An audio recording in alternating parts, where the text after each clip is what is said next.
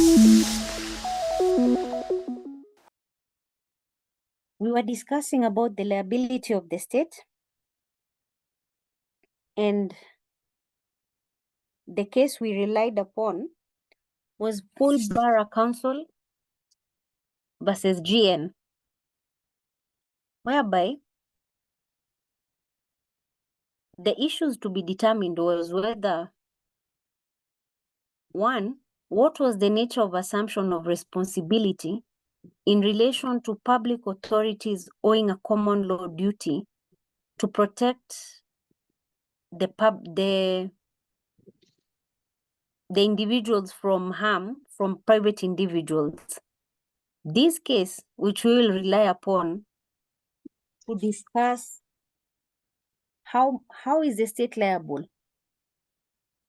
The claimants were children who were moved by the council to a house, and the neighbors were known to be a nuisance. So throughout their stay, the neighbors caused them harm, physical violence, as well as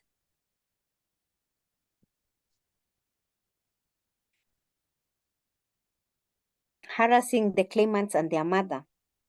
They vandalized the mother's car. They abused them verbally, as well as physical assault. So the question that would sought to be answered was the public authority liable, considering the acts that were performed were by individuals and not the state? To what extent did they owe these children and their mother a responsibility against the harm that came to them? The second question that was to be answered was, could a local authority or its employees owe a common law duty of care to children affected by the manner in which it exercised or failed to exercise its functions of housing and provision of services for children in need, their families and others, and if so, in what circumstances? The Constitution of Kenya provides that children have a right to, provides for human rights, and in human rights are children's rights. So the question was, did that Security Council fail by taking them and housing them next to a house with known people who would cause them harm psychologically and emotionally? So the matter, it was held that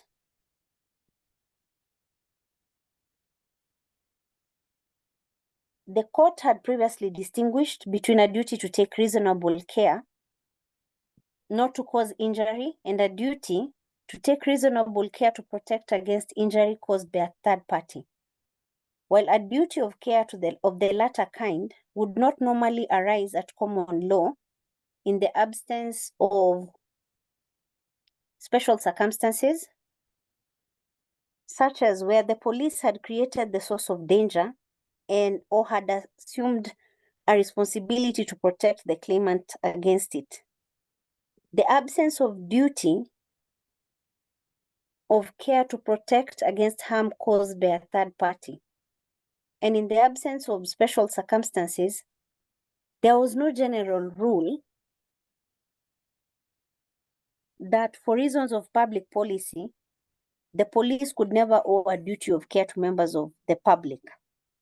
Public authorities could owe a duty of care in circumstances where the principles applied to private individuals, where the principles applicable to private individuals would impose such a duty, unless that duty is consistent with the legislation from which their powers or duties were derived.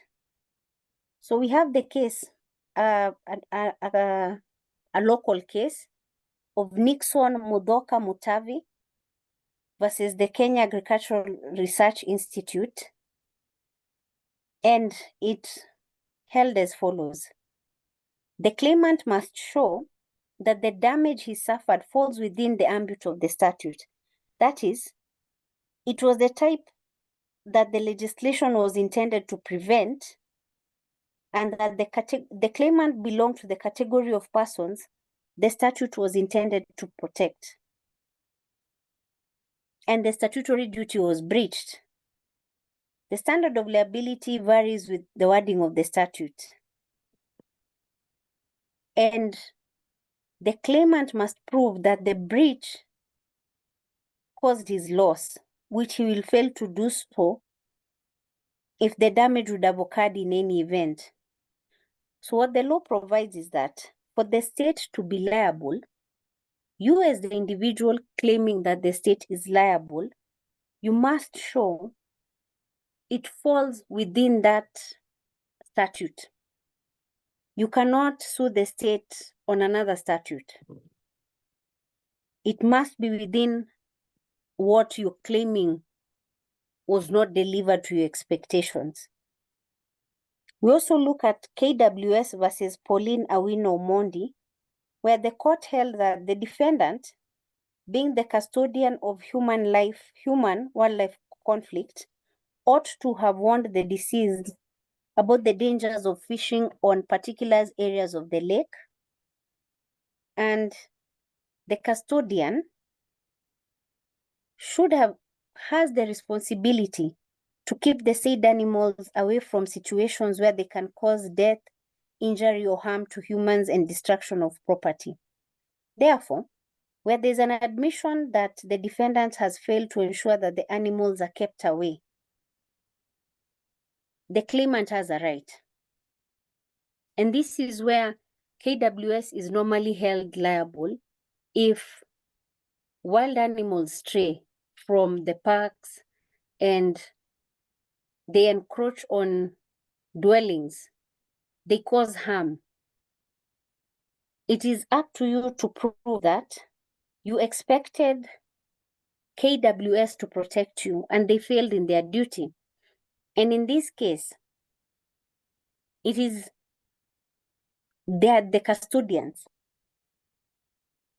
They are the ones that have the boundary lines that these, and in so doing, ensure the human-wildlife conflict does not escalate. So where they fail in that duty, the state is liable,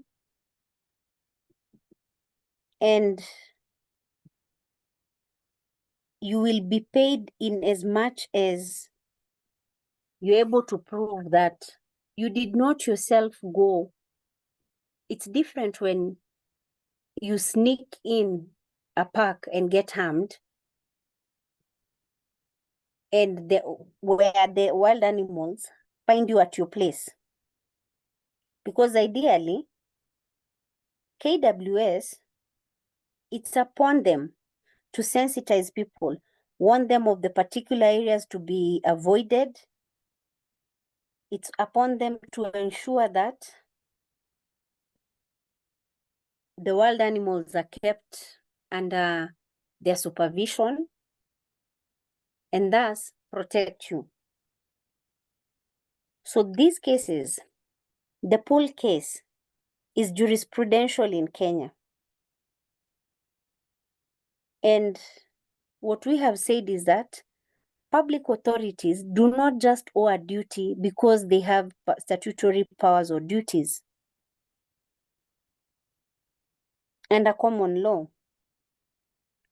but they do have a responsibility where it's clear their mandate is to keep this law. Where they fail in that mandate, they owe that duty. Once they fail, then you can sue and be compensated because of their failure to do so. So what we are saying is the breach of a statutory duty is a tort. And while the Black Laws Dictionary defines tort as a civil wrong, other than breach of contract, for which a remedy may be obtained,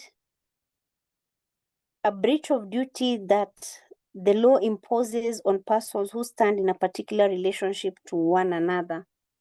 Ideally, laws are formed for the people by the people. The power vested in those we elect, those the law provides. KWS is formed by under law. Kenya Police under law. Senate under law. All of these are public bodies and they have their mandates.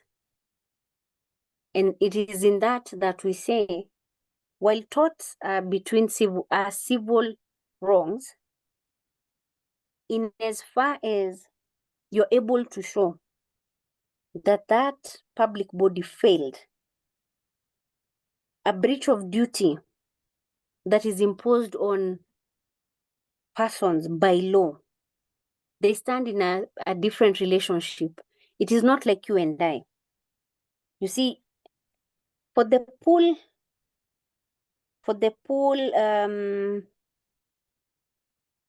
borough council and GN,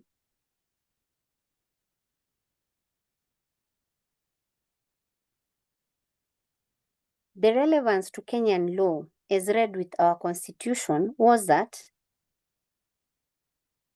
their laws that provide for the welfare and best interests of the child, as we have said in the Constitution and the Children Act. And in Article 53, on their right to, among others, basic nutrition, shelter, and healthcare, to be protected from abuse, from neglect, from all forms of violence, inhuman